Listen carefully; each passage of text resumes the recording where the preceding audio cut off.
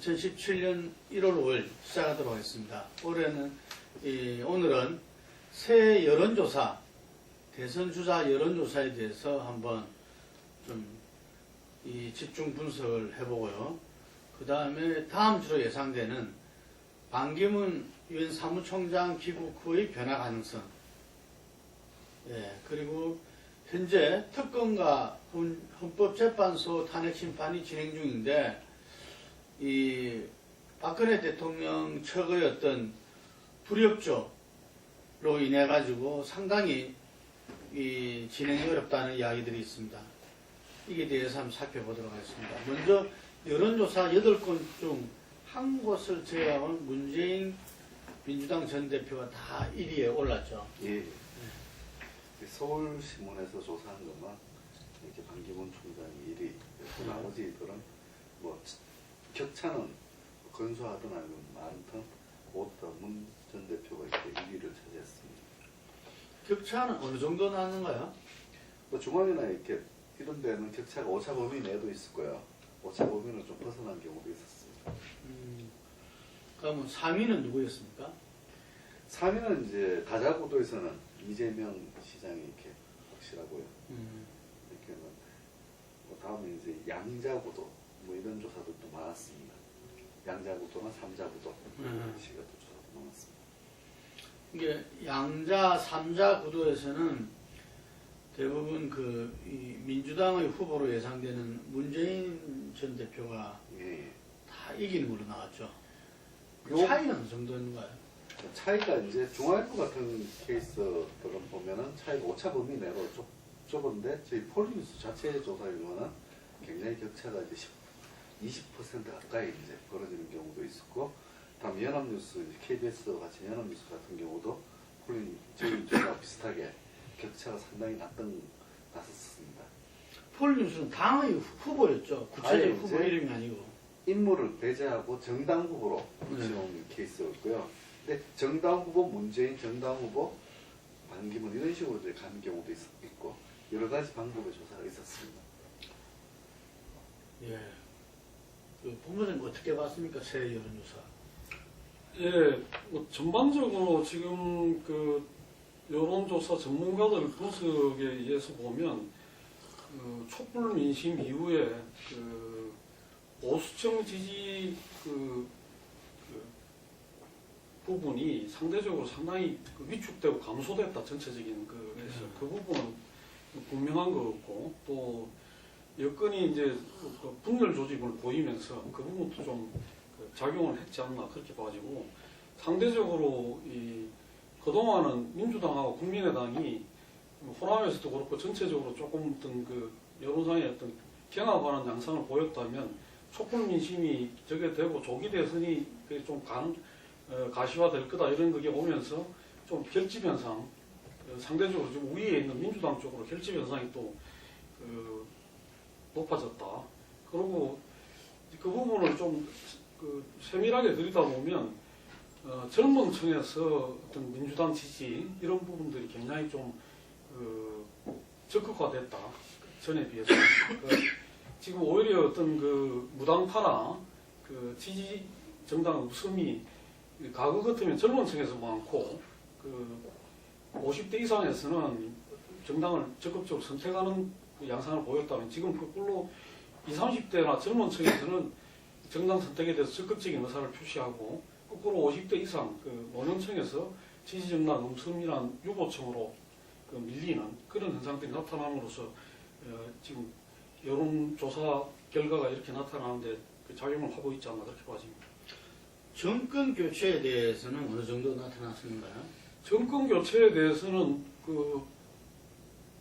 젊은 층에서는 한 70%, 조금 나이가 위로 올라갈수록 줄어드는데 50대까지도 정권 교체가 돼야 된다는 게 50%가 넘는 그런 양상을 보이고 있습니다.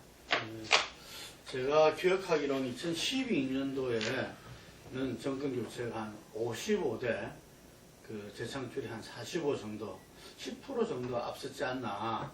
그런 가운데서 박근혜 후보가 여당에서 정권 교체로 인식하는 사람들도 많았다. 뭐 이런 이야기가 있었는데, 이번에는 35%가 아니라 거의 보니까 한 65% 정도. 65% 지금 정도. 예, 6.5 대 3.5. 예, 그렇게 6.5 대 3.5로 해서 한 30% 정도 차이가 나는 것 같습니다. 그러니까 그 당으로 물어봤을 때는 민주당 후보가 압도적으로 뭐 3자든 4자든 뭐 이게 다 잡히는 모양인데 이게 이제 인물 대결에서는 우리가 과연 그 문재인 그 후보가 이 20% 초반의 대를 넘어설 것이냐, 그 박스권이라 하는 20대 초반을 넘어서고 과연 30%대를 돌파할 것이냐, 이게 이제 예의지금 주시해야 될 부분인데 어쨌든 초반은 좀 넘어섰다고 봐야죠. 지금 이제 20% 후반대로 이렇게 이제 여론조사에서 많이 잡히고 있습니다. 그리고 뭐 오늘 이렇게 발표한 리얼미터 조사를 보면은 네. 문 전 대표가 28.5%로 30% 상당히 근접했고 어제 발표된 RN서치 조사 같은 경우 케이스에는 이렇게 문 전 대표가 32%까지 이제 치고 오른 양상입니다. 아, 30%를 넘어섰군요. 예. 그러니까 뭐 조사 기간마다 있지만 차이는 있습니다. 예, 이 부분에서 이제 좀 주목해야 될 부분이 호남에서 그 문재인 그 전 대표에 대한 상당히 이제 비토 내지는 그 반감 이런 것들이 높다고 그랬었는데 촛불 그 전국 이후로 호남에서 차츰 이제 문재인 대표에 대한 지지가 올라가면서 지금 완전한 역전 양상을 보이고 있다. 그게 중요하게 작용하고 있는 것 같고 영남 지역에서도 뚜렷하게 그 보수의 어떤 그 한 후보로 결집될 수 있는 그런 그게 음성으로 해가지고 TK 쪽은 모르겠습니다만 PK 쪽에서는 문 후보가 상당히 이렇게 다른 저 보수층하고 대등한 그런 모습을 보임으로 해가지고 전체적으로 지금 이대로 간다면 30%대를 넘어서는 것도 다자부도에서 30%를 넘어서는 것도 가능한 거 아닌가 이렇게 분석이 되는 것 같습니다. 그래서 지금 이제 우리가 춘추전국 시대에도 가장 강력한 진을 두고서 다른 제국들이 합종연행을 일으켰는데 지금 어쨌든 반기문보다도 여론조사에서 지금 모든 여론조사에서 어쨌든 1위를 보이고 있는 문재인 대표한테 좀 공격이 좀 쏟아진다고 봐야죠. 지금 다른 후보들이나. 예, 당연합니다. 이제 네. 뭐 흔들기를 최대한 하려고 하는 쪽이 뭐 경쟁자, 당내 경쟁자든 당 바깥의 경쟁자든 문을 흔들어야 되는 상황이기 때문에 그래야 판이 흔들리기 때문에 문 후보에 대한 공격은 앞으로 계속 될 수밖에 없다 이렇게 봐야 될 것 같습니다. 그 가운데서 지금 민주당 개헌 보고서도 하나 나와가지고 상당히 이게 뭐 후보를 이미 전제로 한 것이냐, 이래서 뭐 이 연구원장이 사의를 표명하고 지금 그런데 또 그게 문제 제기한 그 의원들 그 SNS나 이 부분에 또 이렇게 지지자들이 공격을 하고 바야흐로 어쨌든 간에 대선은 좀 시작된 것 같습니다. 특히 이제 뭐 좀 거기에서 제일 민감한 문제로 두 가지를 꼽을 수 있는데 개헌 문제에 대해서 이 문 후보가 만약에 이 집권 후에 개헌을 한다고 해놓고 집권을 하고 나면 경제 위기 상황이나 여러 가지 이제 그 정치적 상황 때문에 뭐 개헌 문제가 그렇게 부각이 되겠느냐 그런 점에서는 안 하고 갈 수도 있다 이런 식의 뉘앙스를 풍기는 그 내용이 들어가지고 이 상당히 좀 꼼수 아니냐 뭐 이런 그 비판을 받았고 또 그 부분에서 민주당에서 개헌에 대해서 제일 적극적인 입장을 표명하고 있는 김부겸 진영에서 이 공격을 했다가 거꾸로 또 이제 문 후보 측 SNS 적극 지지층들로부터 집중 공격을 받고 하는 그런 모습이 드러나게 됐습니다. 그러니까 문재인 후보가 서둘러서 개헌에 대해서 드디어 이제 시기를 처음으로 이야기를 했죠. 2018년 개헌을 국민투표를 갖다가 지방선거 시기에 개헌에 대한 국민투표를 하자 그런. 근데 그 부분이 마침 또 안철수 국민의당 대표가 같은 내용을 이야기를 해서 그런 쪽 개헌으로 좀 일부 또그 일치되는 측면도 있는 것 같습니다. 개헌을 보자면 오늘 그 국회에서 개헌 특위가 드디어 발족을 했죠. 예. 발족을 하고 이주영 그 위원장은 이 3개월 내에 개헌을 마무리하겠다. 그래서 대선 전에 개헌을 마무리하고 그 개헌에 따라서 대선을 치르하겠다. 라는 포부를 밝혔어요. 그야 이제 뭐 어쨌든 이렇게 의지가 그렇다는 것이 실제 현실적으로는 사실 어렵고 실제 국민 투표를 붙여야 되는데 국민들한테 동의를 얻을 수 있는 개헌안 마련은 상당한 시간이 좀 들어간다. 그렇지 않고 이제 권력 구조만 가지고 후닥닥 할 경우에는 이제 정략적이다 이런 비판을 받을 수 있기 때문에 3개월 안에 후닥은 의혹이다 이렇게 이제 볼 수 있습니다. 오늘 개헌 특위에서 금방 말씀하신 권력 구조 문제와 국민 기본법, 기본권, 그리고 지방 분권, 그리고 선거제도 뭐 이렇게 소위를 나눠서 이제 그 진행해 나가겠죠. 예. 하여간에 그 새 여론조사에서 그 1위를 한 사람이 또 따지고 보면 대통령 된 경우가 좀 드물어요. 그렇습니다. 새 연두 기자 그 여론조사에서 1위를 했던 분이 당장 떠오르는 사람이 97년도에도 박찬종 의원 같은 경우도 그때 모든 한 곳이 아니라 모든 곳에서 1위를 했는데 불구하고 좀 이렇게 이 후보도 좀 안 됐었고 이게 뭐 그 이후에 이해창이라든지 뭐 이런 분들도 1위를 다 했는데 대선에 그래서 아마 이 수성이 더 어렵지 않겠나 뭐 이런 생각도 해보면서 어쨌든 금방 말씀하신 대로 호남에서도 그렇고 문재인 전 대표의 지지도가 이렇게 이 확산되고 있다. 이거는 분명한 추이인 것 같아요 지금.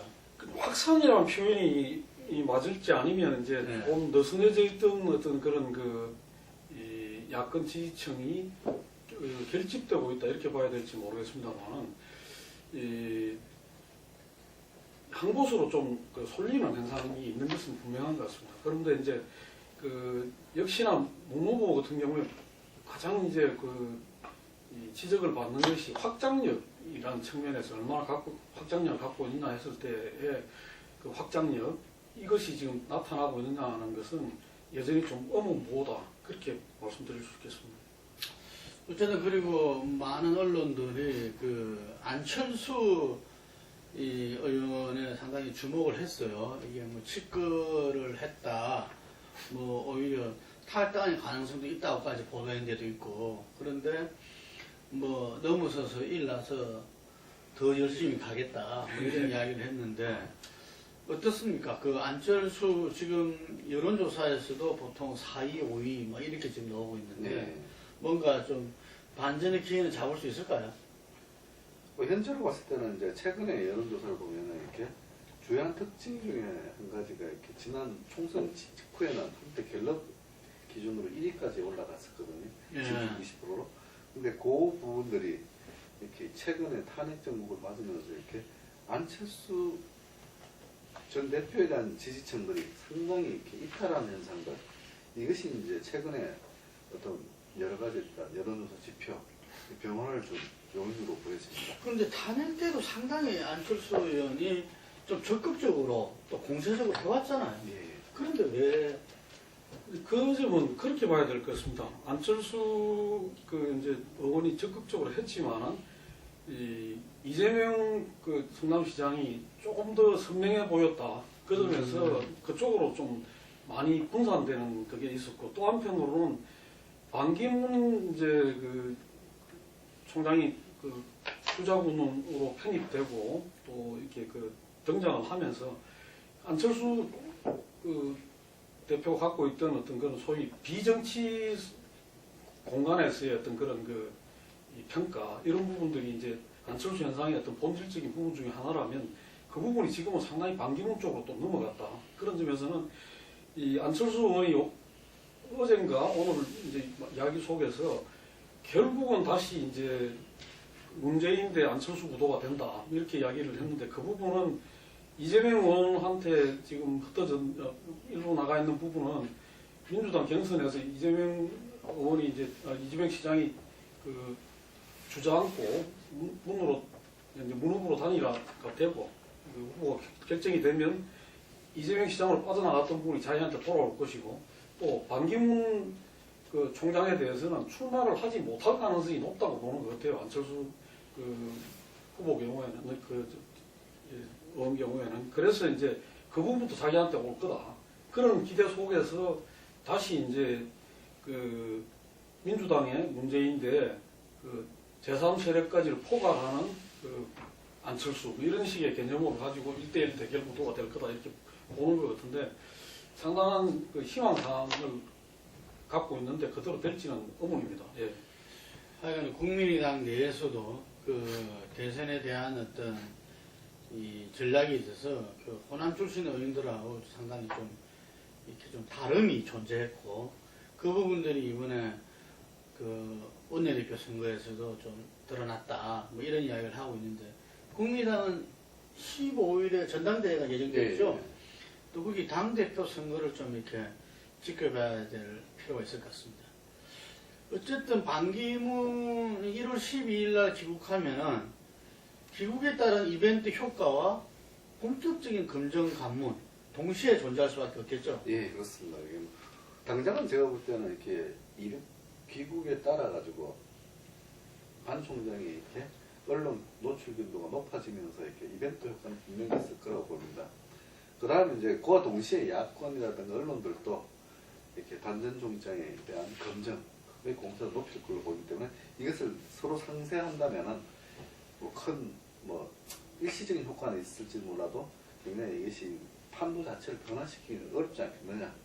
그렇다고 보면 결국 이제 귀국 후에 어떤 행보를 할 것이냐, 어느 정당을 선택할 것이고 어떻게 이제 나갈 것이냐가 이제 향후의 관건이 될 것으로 보입니다. 예, 우선은 반기문 이제 그 총장이 귀국 시점을 좀 땡겼다. 이 점도 상당히 그 유의해 볼 필요가 있는 것 같습니다. 그만큼 국내 상황에 대해서 면밀하게 또 그 아주 그 자기 나름대로 여러 가지 계산을 하면서 계속 그 팔로우를 하고 있고 지켜보고 있다. 그리고 또 그 주위의 참모들하고 그 시기나 이런 거를 조율하고 있다. 이렇게 봐야 될 것 같고 그 점에서는 상당히 지금 시기를 늦출수록 그 불리하다. 일찍 들어오는 것이 낫다는 판단을 한 것 같습니다.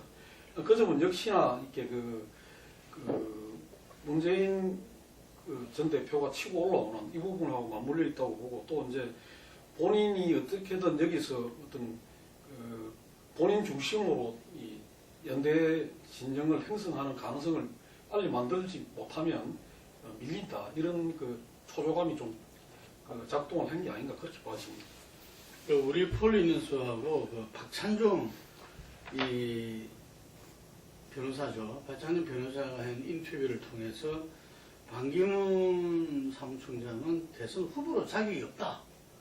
이 부분이 굉장히 이 파장이 컸습니다. 이게 그 어떻게 보십니까? 거기에서 지적한 부분들이 일부는 뭐 일리도 있는 이야기라고 보이는데.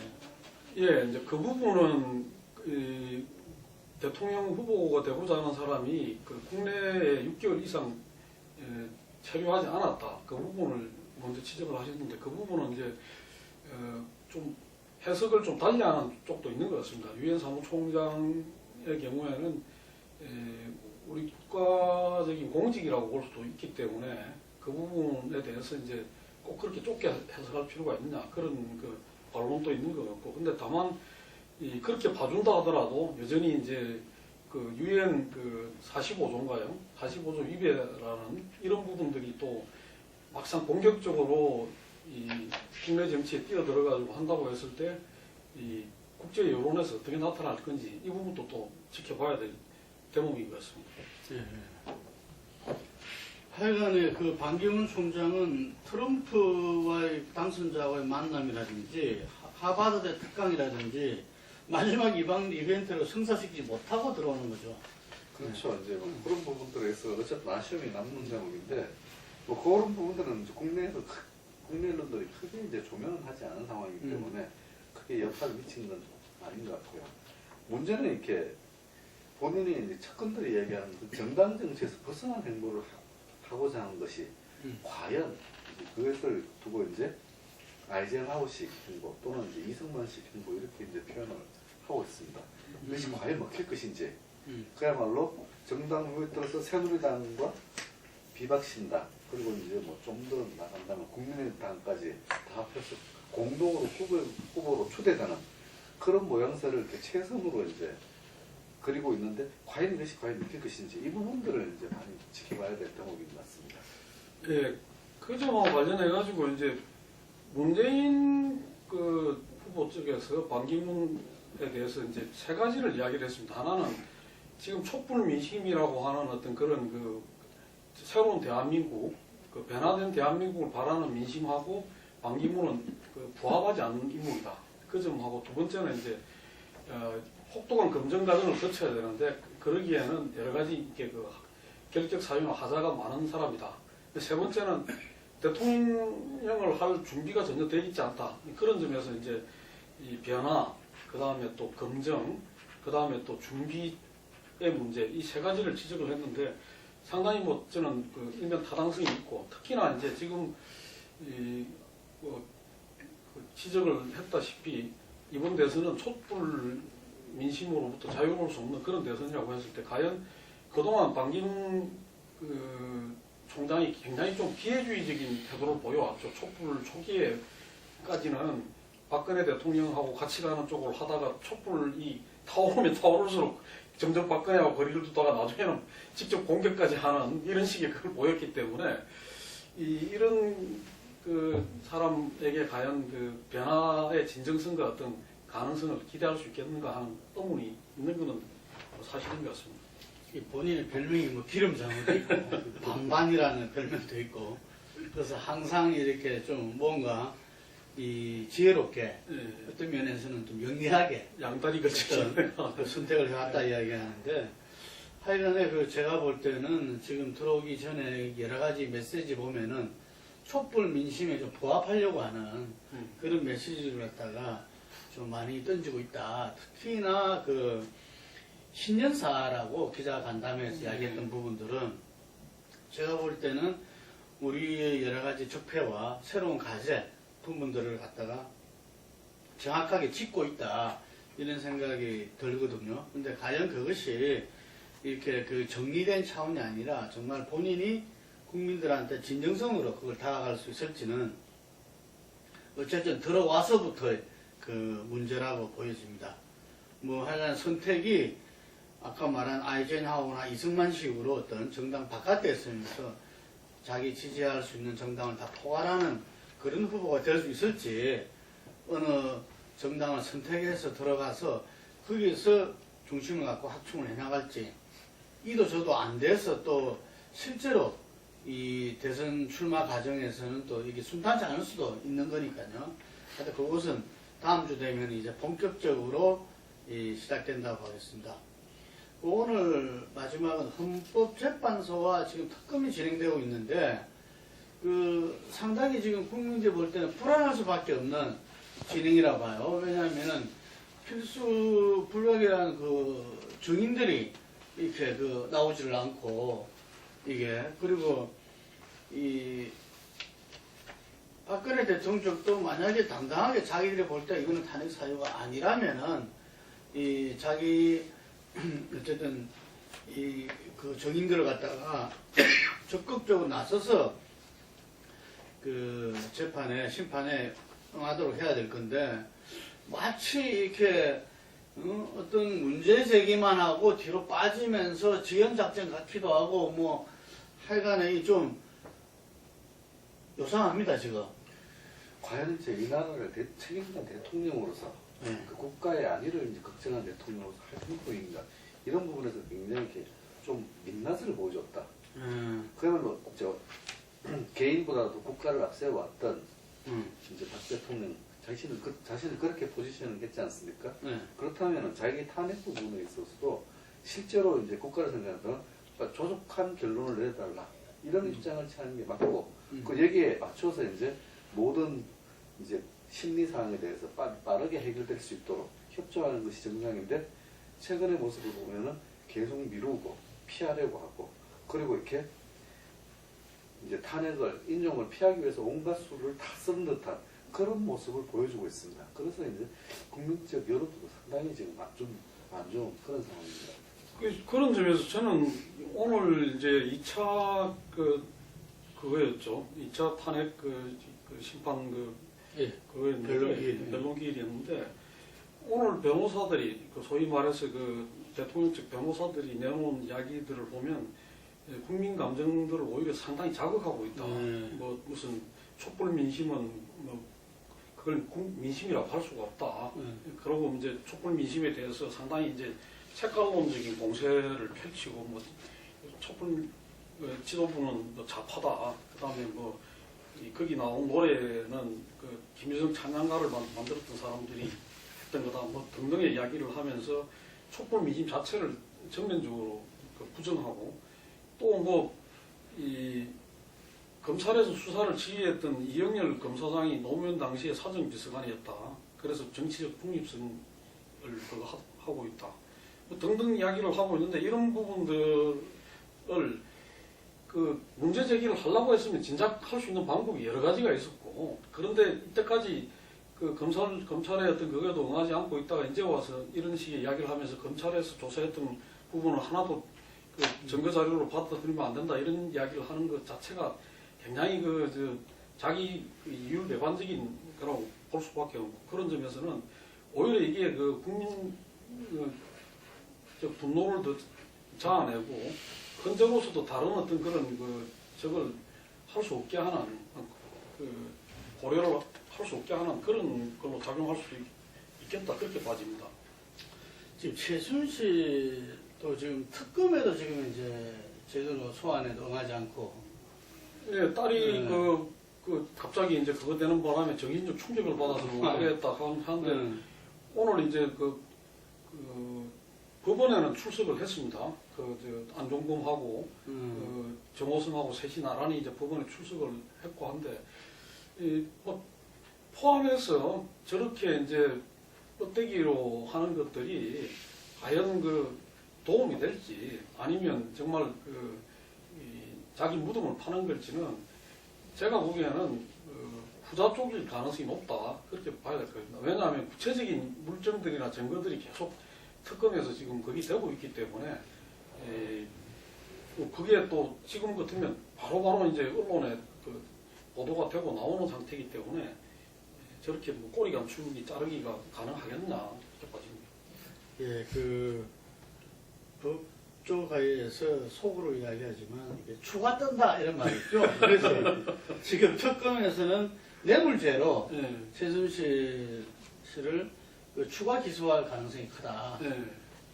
추가 기소를 하게 되면 이제 박 대통령까지도 이제 3자 뇌물죄로 그게 되는 거로 볼 수 있겠죠. 하여튼간에 그거 보면 작년 10월에도 이렇게 이 난리가 났음에도 불구하고 우병우 쪽의 민정수석실에서는 아무 문제 없다. 예, 뭡니까? 흔한 남용입니까? 직권남용도 공무원이 아니기 때문에 부합되지 않는다 등등으로 이렇게 이야기를 해왔는데 어쨌든 간에 지금 이 박근혜와 그 추종 세력들은 여전히 자기들은 이게 아무 문제 없고 그래서 전면 부인하면서 지금 다들 지지 세력의 결집을 속에서 어떤 헌재에서 기각과 이렇게 이후에 어떤 집권 기간을 갖다가 맞아 쳐오면서 또 나름대로 또 정권 재창출도 보려고 하고 정말 생각하는 여러 가지가 완전히 180도 다른 속에 사는 사람들 같습니다. 어쨌든 특검과 현재 파이팅을 바라겠습니다. 오늘 여기까지.